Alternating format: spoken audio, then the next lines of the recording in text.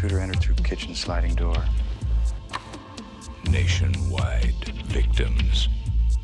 Yeah, this is Will Graham of the FBI. One killer. This is what the subject's teeth look like.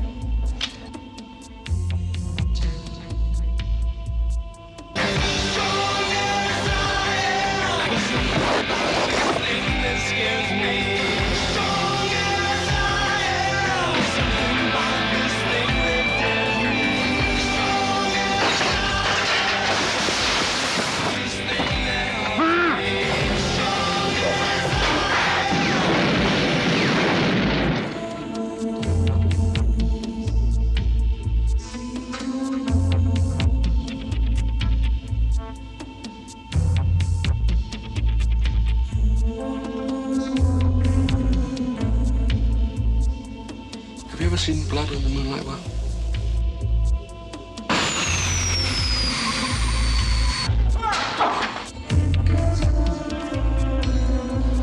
William, you're gonna make yourself sick or get yourself killed. Multiple trails. Just you and me now, sport. One hunter. I'm gonna find you, damn it. FBI agent Will Graham. Manhunter. Heartbeat, heartbeat, listen to my heartbeat. Heartbeat, heartbeat, listen to my heartbeat. Heartbeat, heartbeat, listen to my heartbeat. Oh. SoundCloud's not gonna like that one. Gonna be the Eurythmics Aretha Franklin song. Sisters are doing it for themselves, because I had been playing it a lot because you kept claiming that everything was a feminist film. It's been a little harder lately. Yeah. Well, you think Manhunter that we're talking about is a feminist film? No, it's not. It's just a film. But anyway, what I was saying, I went in and I was like, okay, surely it's going to be that. And it was like a Documenteers episode from like 4 years ago. And Documenteers, you can probably copyright strike shit like on every episode and at some point. But of all the ones, it was weird. Like, I didn't expect it. It was some shit from 4 years ago. So on Spotify, there is one episode of Documenteers that you can't hear, but you should be able to hear it other places pretty easy. Anyway, it's Michael Mann. We'll get into it, but I do think I can make an argument that this is a feminist film if we're talking specifically about the blind girl. She's like a woman who is like she's visually impaired, but she is like taking care of herself, like doing her job, not scared of the world, like going on dates, like fucking initiating sex with this dude. Do you know what I mean? Like she knows what she's a woman who knows what she fucking wants. She's more about her business. She's a feminist. She's more about her business. Might not be a feminist movie. She's more feminist than these bitches I can see. Okay. I just don't remember her name, and that is a big part of her character. I don't remember her name either. But the fact that she's like, I'm not gonna let this visual impairment like stop me from living my full fucking life and fucking whoever I want to and go down on dates if I want to. I may be visually impaired, blind, but that don't mean I can't get this He was a psychopath. Guys, if you're a psychopath and you're dating or you're going on a date, make sure that you tell the lady immediately.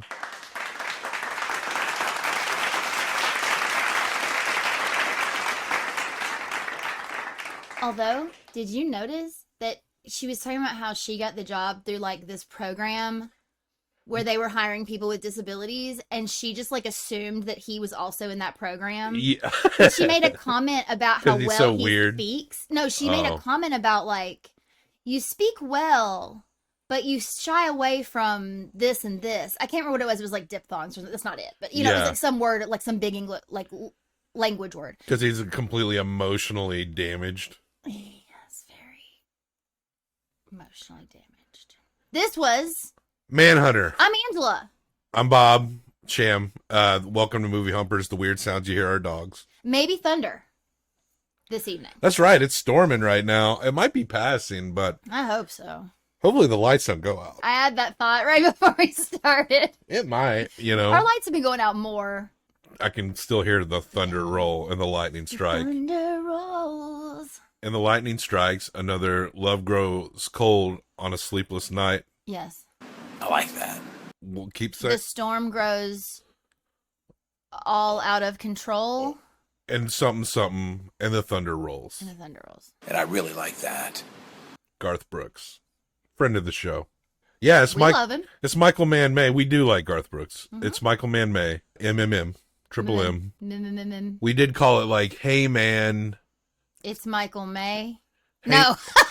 Hey man, MANN. Nice shot. Hey man. Remember that song, Hey Man, Nice Shot from the 90s? No. Filter. No. It was like, hey man, nice shot. No. It's a shitty song. I think we can all look back and realize that song wasn't very good, right? How did you miss that song? I don't know. I'm sure I heard it, I bet but if I I'm just not recognizing your version. I bet if I played it for you, did you recognize the song Heartbeat by Red 7? I mean, yes, because I saw it in the movie. It was in the movie. And it's a song I've heard, for sure. Since you watched the movie. I mean... You heard that song before, you think? I mean... It just sounds like kind of like a generic 80s That's song. why I think I've probably heard An it. 80s 'cause pop it's just song. like an 80s song. Like, listen to the radio at some point, whatever. The music in this movie is kind of fun. Sometimes it felt inappropriate. Just a few times, like when he's figuring out what happened. Fingering out? No, figuring Oh, okay. out. Oh my god! So our main character's like putting some stuff together, and they start this swell of music comes up behind him. That, in this instance, was, detective figures out who the murderer is. Could have also been used in any 80s movie when the girl realizes the boy that she actually loves. Like, it was very weird. There's some of these. I kind of was looking a little bit into the music, the motion picture soundtrack here, and you can see that Michael Mann did specifically, like, at least at this point in his career, we see that Michael Mann has a very specific idea about the music in his movies. Sure. And in Thief, that was the score. There was Tangerine Dream, a synth krautrock band, and that really worked. Perfect. It provided kind of this modern element to kind of like these, almost like a throwbacky kind of like gritty. Because Thief came out in 81. Yeah. But it still felt like it had a lot of 70s residue on it. It did. But Manhunter, thoroughly 80s. Thoroughly 80s. Yes.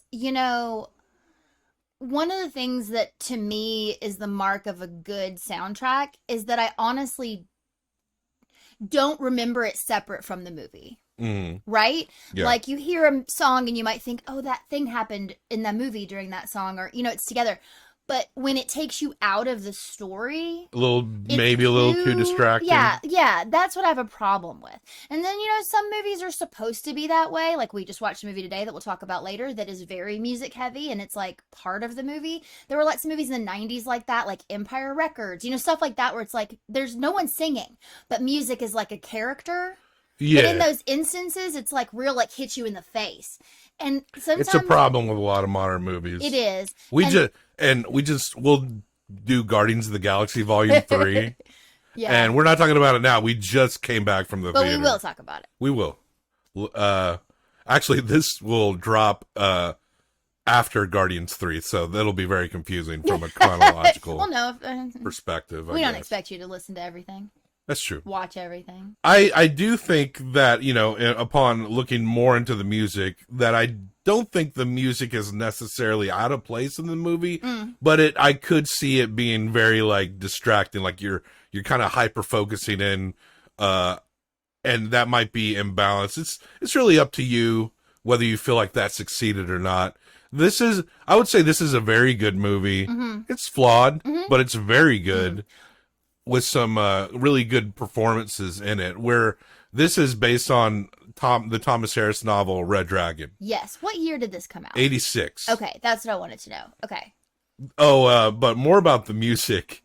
I was reading an interview because they re-released Thief some years ago, some anniversary re-release, and this website I found was interviewing Michael Mann and James Caan. Oh, wow. And James Caan was he was talking about everything he liked about the music, but he kind of passively picked on Michael Mann over his musical choices. Oh, really? So I guess James Like, kinda Caan. poke at him. James Caan wasn't enthralled with the Tangerine Dream score from Thief. I thought it worked very well. I thought it worked really well. I But- had no complaints. But James I Caan, who love was that movie. James Caan was very emotionally invested in Thief, Yeah. but like I don't think he really grasped the soundtrack that much. But It's okay, he doesn't have to. that's true. He had to grasp the character, which he did We beautifully. think that movie's more perfect than James Caan does. Yeah, Interesting. perspective. But this is a good movie too, and I really like this movie. I loved this movie, and I can't believe I never saw this movie. This is because- the first Hannibal Lecter verse movie. Yes, and so the only one I have seen before this was The Silence of the Lambs. Great movie, Which Jonathan Demme. So good, and I've seen it a lot of times, and I've read that book. I never read any of the other books. I never saw any of the other movies. I sort of didn't want to because I really liked that one so much that I knew it was told by different people with different characters and different things, and I really just liked the world that was created within that film. And so I was like, I'm cool. I'm good. This is my Hannibal Lecter, right? Yeah. Jodie Foster. I couldn't do it with Julianne Moore. Like I might now. I think I'm more mature. I think now. Thomas Harris wrote like Hannibal and Hannibal Rising, like after the huge success of Silence of the Lambs. So I can't really speak to the novels. I didn't read them. But Manhunter was first, right? Well, it's Red Dragon. That's what it's Red based Dragon on. I is think. I'm kind of interested, like, to read more of them because the book is really good. And of course, there was a Red Dragon film that came out in I think the 2000s, Yeah. directed by Brett Ratner, starring Ed Norton, and Ray Fiennes played the killer in that movie, and of course Anthony Hopkins reprised his role. I do think that Manhunter is better than Red Dragon. And I think there was just a lot of stuff about it that was unique. The style of Michael Mann, like I feel like his style stood out in a way that and also like the killer in this movie is played by Tom Noonan.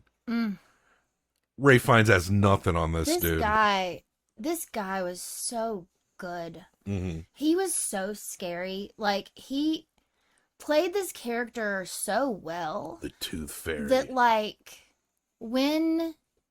you knew he was the bad guy, but he also made it very obvious that he was fucking broken. Yeah. Which is interesting and hard to do. I'm not saying I felt bad for him because I never did. But there was kind of this moment where you thought, like, can he love somebody for real? Could he be an actual person? Yeah. Like, could he stop doing what he's doing? Like, he was able to sort of play the, like, conflict really well with so few words. So few words. Mm-hmm.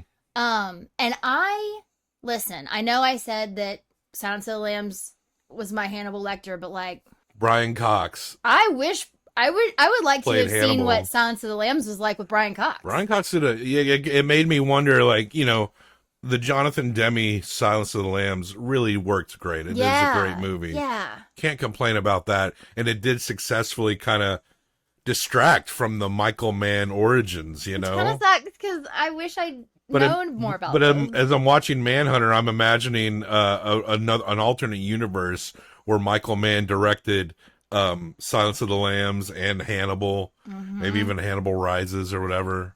I wish he did them all. Hannibal was a Ridley Scott one, and Clarice Starling was Jodie Foster was replaced by Julianne Moore. That's why I couldn't bring myself to watch it at the time. It's not nearly as good as Manhunter or Silence of the Lambs, but that movie is like fucking brutal. Doesn't that one have who's the guy in that one? Who's the killer? It's Gary Oldman. That's right.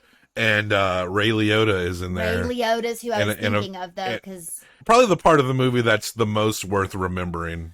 I've only seen that part of the movie. I was at a friend's house once and that was playing, and we sort of watched that scene, and I went, "Hey, can we turn this off because I haven't seen this movie?" Yeah. And like, I'm fine that I watched that, but I don't want to now watch that from to the end. Like, let's turn it off. I'll revisit later. And like Michael and Manhunter and Silence of the Lambs, they have brutal moments, but there's a lot of it is like a lot of psychological, emotional build. Yes. And that's kind of what Hannibal, the movie by Ridley Scott, lacked. It was just like it was trying to be fancy because Hannibal was free. It was trying to show some fanciness, but also it was just like heavy, and it's kind of entertaining in its own right, but it's got nothing on the first two Hannibal Lecter movies. Yeah. So William Peterson plays the lead in this movie. I'm in love with him. You said he's on like CSI or something, but something like that. The way that this film was shot and him playing this character, there was like a grittiness to it that honestly, in some of those bits to me did feel like a 70s film. Yeah. Some of his scenes. And I can't think of the guy's name who plays his like captain or chief or whoever's giving his assignments, but that guy was all over the place. And Dennis Farina. Dennis Farina is a great character. He was in Thief. That was his major film debut. You saw him a little bit, but Dennis Farina has much more presence. He's great in this. Yeah. I thought everyone in this movie was pretty phenomenal. I'm forgetting his fucking name. Let's see. Oh, in this? Will Graham. That's his name. Yeah, Will Graham. Oh, yes, because... he's an FBI agent who has retired early, and you find out, like, he's the guy that put Lecter away. Mm-hmm. And you find out later that it fucked him up so much because in order to catch Lecter, he had to kind of embody, like, what he was all about, like, really get up in his shit. And he kind of went crazy and had to go away for a bit before he could come back to his family. And that's Lecter's thing. Like, he does that to Clarice Starling, too. Like, he gets inside your head. And but I feel like the thing about Will Graham, I know, that was just a dog snoring or snorting in her sleep. But this idea that, like, with Clarice Starling in Silence of the Lambs, Lecter, like, tries to get in her head and, like, find things within her that she can relate to him because he's trying to fuck with her. Can you hear the lambs, Clarice? I know. When your father took that knife and he slit your lamb's throat. When you came into the barn, Clarice, when you went down to the barn, what did you see? All right, sorry. It's okay. But the thing about Will Graham is that Hannibal didn't have to like get to him because Will was like, I gotta get inside his head to understand him.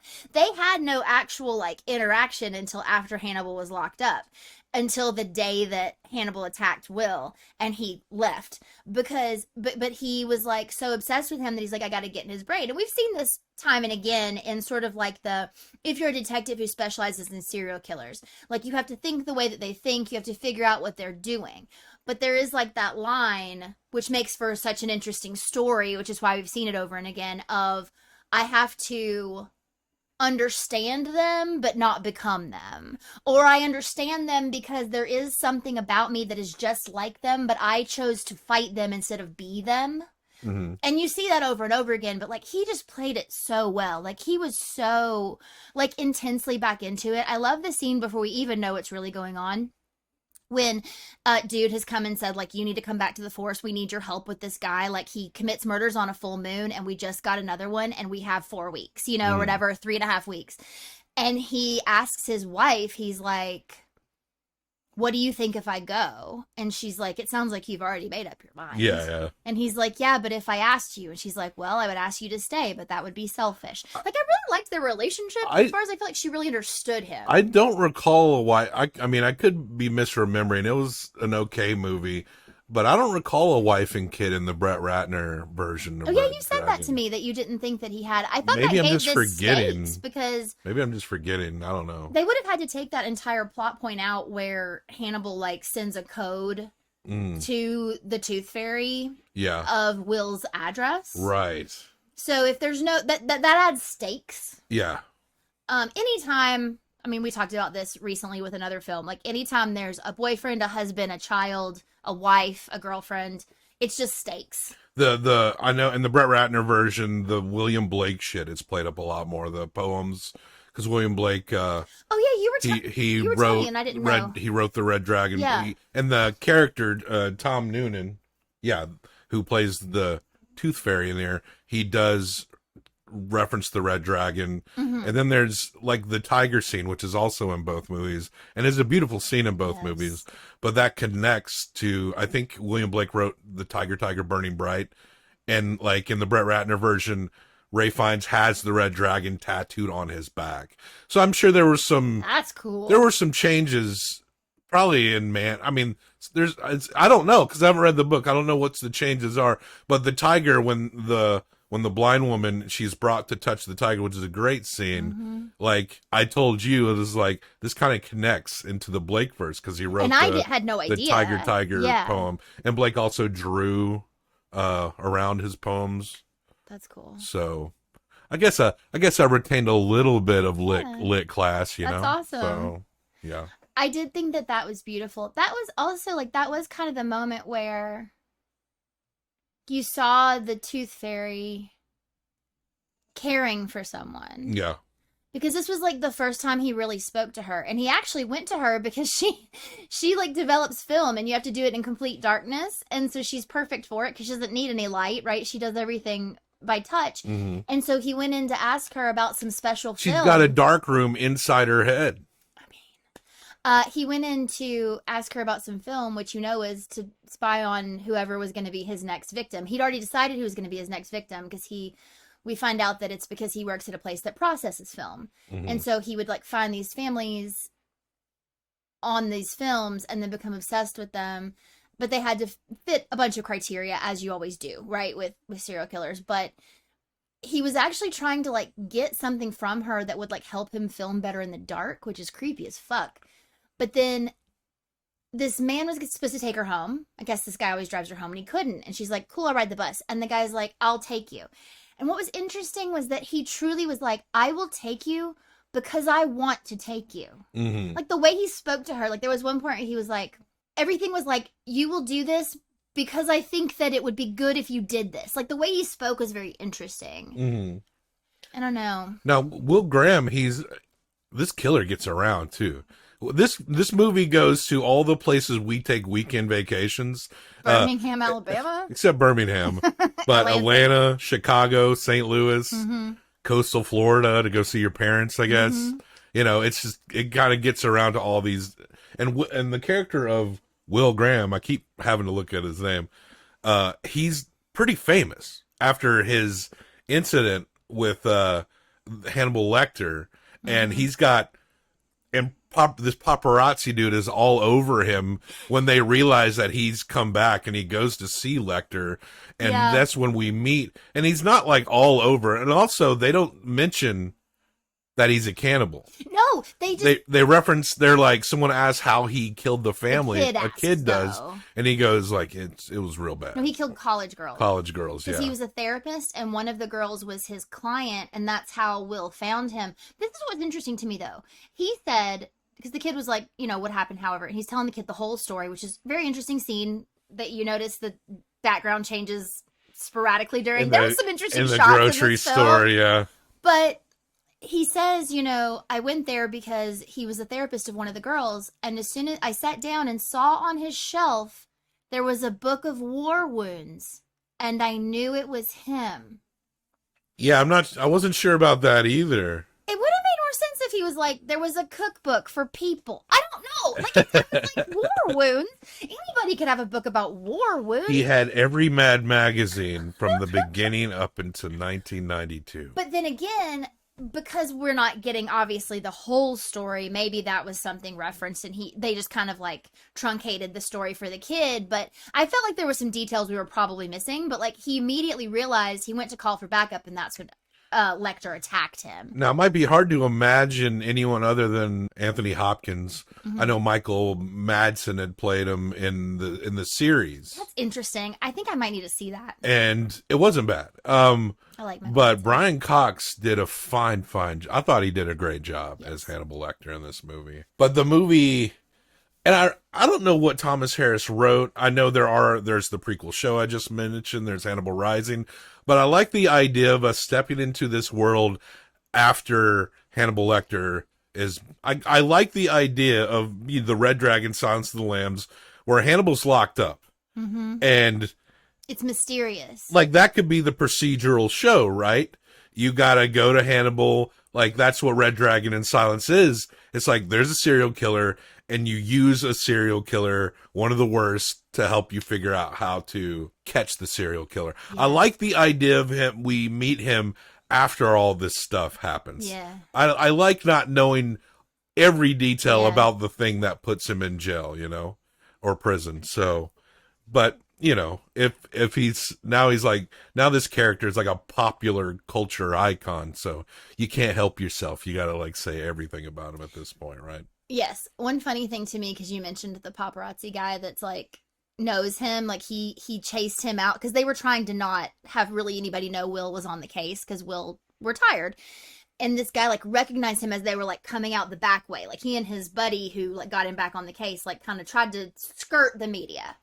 This dude recognizes him and runs after him and, you know, is like too big. And then Will like throws him into a car or whatever. And I immediately was like, that guy is the blueprint for the chicken scream. What the fuck is her name? Why am I losing it right now? Gale Weathers. Yeah. He is the blueprint for Gale Weathers. Oh, Like I think that it's like, I mean, that's the most I've seen of that exact same kind of thing. I mean, obviously he doesn't last as long as Gale does. Yeah, they try to bait at first. The character Scream's half comedy. At first the character of Will is very resistant to the paparazzi. Then they realize, well, if we put out a bunch of misinformation and like insult this guy, Get him mad, then maybe that can draw him out. Well, it ends up getting the paparazzi guy kidnapped and tortured. And then, which is an interesting scene where it's like a parking garage and you don't see, Michael Mann doesn't do a thing where you see him slowly like going down. It's just like people in this parking garage hear something and then they look up and then the paparazzi guy, he's strapped into a wheelchair, he's been lit on fire, and it goes straight like into the camera like that. Oh yeah. And then that cuts the scene. And that was the thing too, is that the note on him or the video or the recording that he attached to this flaming chair man was you're gonna get it easy compared to what I'm gonna do to Will kind of deal. Like he tortured this man and burned him alive. And that's easy. And Lecter has been communicating with this guy through like a tabloid course, like the back pages, like misconnections or some shit. Yeah, it's like the classifieds. Yeah, is what it's called. Yeah, the classifieds. But the weird thing is like, yes, the classifieds, but how in the world did the Tooth Fairy get a written on toilet paper note to Lecter? That I don't understand. Stashed it in a, yeah, it's a good question. Weird. But Lecter gets a hold of Will's address. Yeah, and passes it off. He's really sneaky, that Hannibal Lecter. Yeah, he like rigged up a phone with like some gum foil because he knew they would be tracing him. Well, I think the deal is that they dial the number for you because there was no keys on that phone. Yeah. So he had to open up the phone and somehow get to the operator. And he's so smart because he's like, operator, I do not have the use of my arms. Can you please dial a number for me? Like, all you need to do is like hit 0 for the operator. Yeah, but you right? can't. Back Yeah, then. so he like. So yeah. he kind of figures out how to like set the one, which is pretty clever. Yeah. But yeah, he gets the address out to the killer, the Tooth Fairy, and they have to evacuate Will's family. Yeah. And so, because what this guy's been doing is, so far he's committed 2 crimes that we know of, and they know he's going to do a third because it's like on a lunar cycle. And he puts a mirror and he attacks these families. Yeah. And he specifically targets the mothers. And you know, it's like everyone he targets is a mother who has a minimum 3 kids, and yet she's in fantastic shape. None of these women look like they've had 3 or 4 well, kids. because he's looking for perfection. I guess he wants to find that perfect love of a mother, I think. And he puts mirrors in their eyes. And I know there's this one part, and I think it's when Will is trying to embody the killer's psychology. He sees like a vision of like a woman in bed, and it's like her eyes are like white, like gold, blank, like gold. Yeah. Really like a very He's having dreams. It's one of his dreams. It's a very creepy scene where you see the women, it's like they're missing their eyes, but it's just this white and mouth, and it's like a white space where their eyes and mouth are. It looked really cool. It did look really cool. It looked really creepy. But yeah, so Will ends up figuring out that he picks these big backyards so he can watch them for a long time, and that they end up figuring it out because there's this family where he brought like bolt cutters, Mm-hmm. but the house didn't have a padlock on the door he was trying to get into, and they realized that like his intel was old. Yeah. And if his intel was old, it means he had looked at the same home videos that Will was looking at to try to get clues about Yeah. this family of why you'd want to attack Which them. means he's developing film and like That scene home was movies. actually great to me when he's like, call them, have them look up the thing. And the guy like calls and he's like, oh yeah, well the second canister is a different place. He's like, have them rip off the label. I know it's underneath. You know, it's Yeah, very yeah. like, and he's like eyes closed looking out the window like, this is it. This is it. It's like he knows it. It's almost like if you'd also said that he was like a little bit like psychic. Yeah, yeah. Just like That's how tuned in he was. a TV fed real cop figure, really, really good at his job. Yeah. And yeah, they narrow it down to like 5 people, but only one of them is a lanky, tall, creepy white dude. Yeah. So They know. they figure it out, and they go to his house. And at this point, he's developed this. The killer, Tom Noonan, the Tooth Fairy, has developed a relationship with this blind woman. Yes. and And she's at his house. yeah, and he thinks the blind woman is kind of like a little like has been dating around. Some guy drops her off. It's nothing. He makes up things. That's what he does. Yeah, like delusional. he delusional in his mind, so he thinks this woman is cheating on him, but she's not, and so he's got a really nice house out in the woods. Like Yeah. we kind of want a house like this, like Yes. a little house way deep into the woods, a serial killer's house. That's what we want. Someday. Absolutely. They know where this guy lives. They go in, and he's like trying to kill. He's holding like broken glass to this woman's throat, and He's broken a mirror already, so he's ready. Will approaches. He's not supposed to go in there directly. The guy, his buddies, Dennis Farina is like, "You're not going in." But he's got the You got gun. to sending in the SWAT. Well, and he was just getting close to look, but then he was like, there's someone in there with him. And he was like, if I don't go in, he's going to kill this woman. And so he sees him over her, and Will decides to just charge right through the window. Yeah. And kind of gets his ass beat. And gets a couple other cops killed. And the 'cause cops have backup to- got in there. The backup's got to go in. Only in the movies are police this brave. But fine, you know. Yeah. But he gets him. Yeah, but yeah, Will did kind of. He maybe saved her life, but he did get like at least 3 of his buddies killed, having But to that's charge what right they into signed the. up for.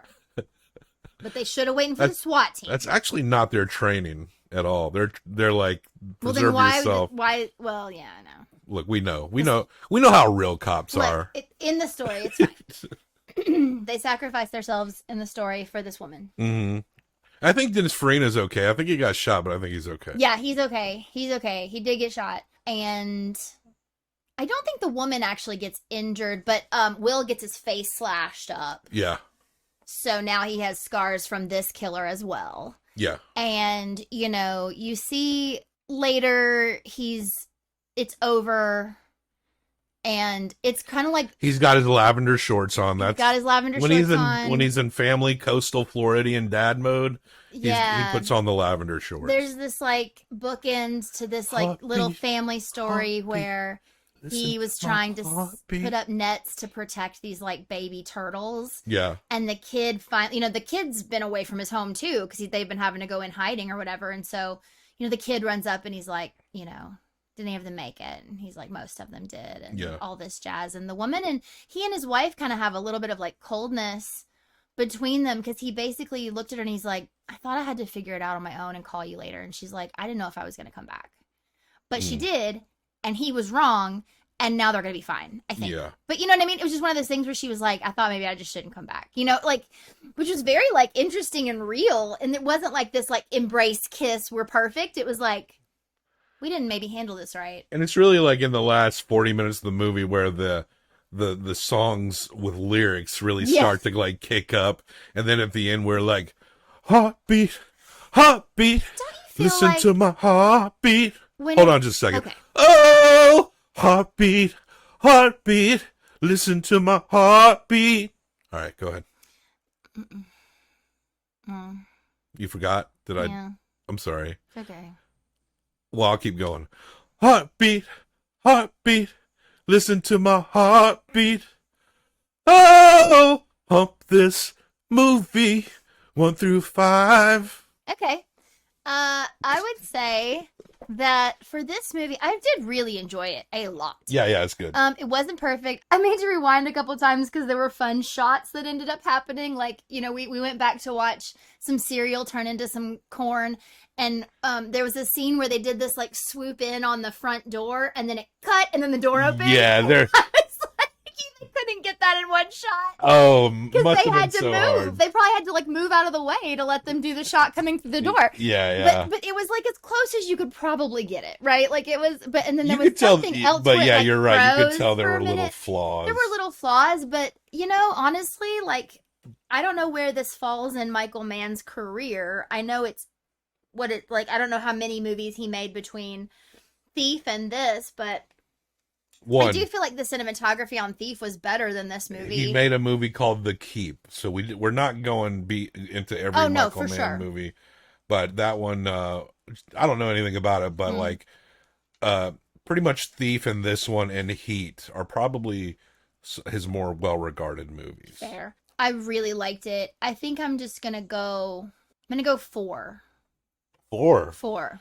You know, sometimes when I'm watching a movie, like I'm holding a rating in my head.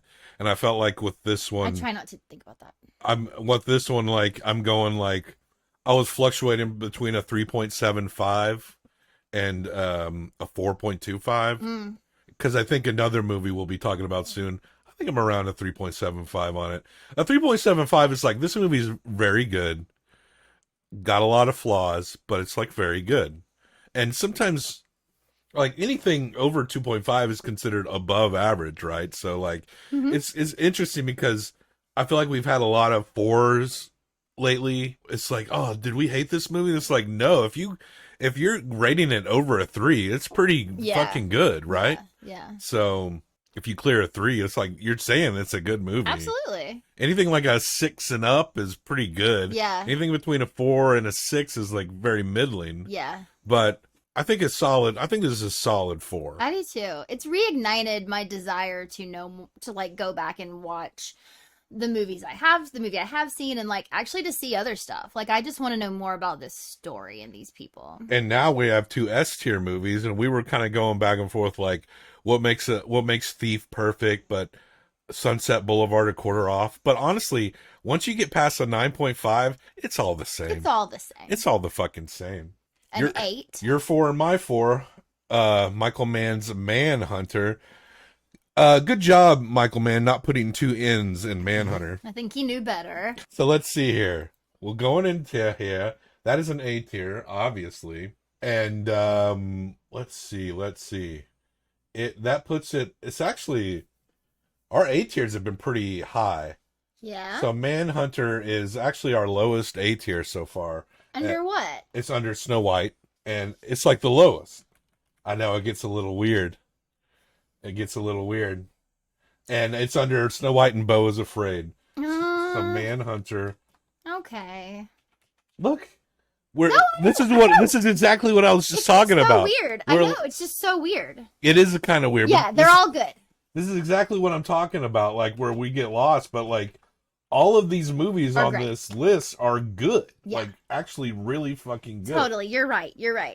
But I think at the end of the year, like 8 out of 10, that's fucking good. Yeah, it is.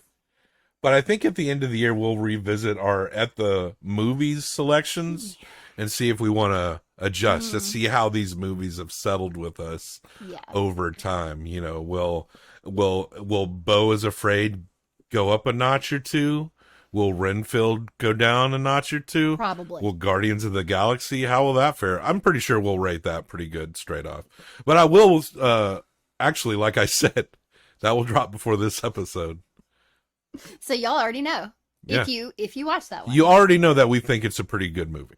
So, but Michael Mann, Manhunter, is a better movie.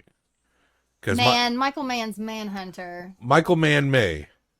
In Michael Mann May. He gets his own month for a reason. He's getting his own month for a reason. So, yes. So there you go. 8 out of 10 for another Michael Mann film, Manhunter, featuring Dr. Lecter. Go ahead. Oh, check our show notes for all the links and places to find us. Death to all traitors. Death to all traitors. I like that.